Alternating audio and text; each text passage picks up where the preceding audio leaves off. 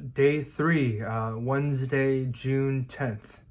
Christ Community family, I pray a special blessing over you as we continue to go through this week, go through this prayer together campaign.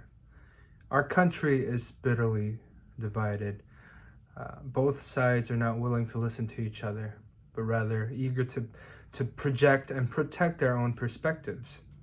Now, there are people taking advantage of these situations where even peaceful protests are turning into are hijacked and being turned into violent riots where businesses were being looted as well.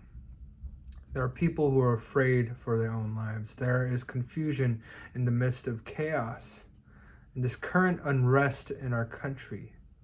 We as people of faith, our holy obligation is to pray for peace.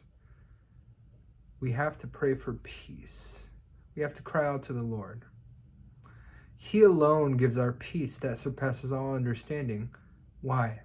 Because He is our Prince of Peace. We can't have peace, a Christ-centered peace, without Christ.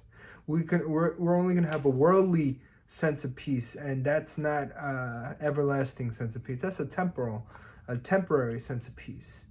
The Gospel of John 14 says this: "Peace I leave with you, my peace I give to you. Not as the world gives do I give to you. Let not your heart be troubled, neither let it be afraid."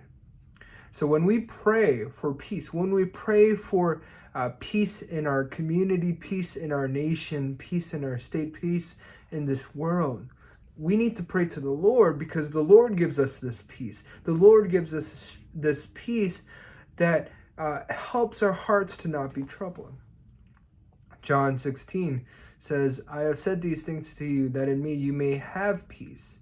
In the world you will have tribulation, but take heart, I have overcome the world."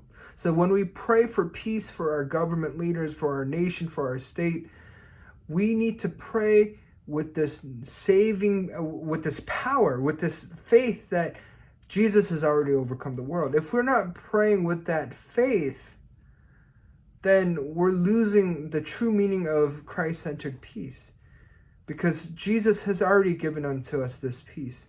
Jesus has already won the war for us. So we need to pray for peace with that faith, with that understanding.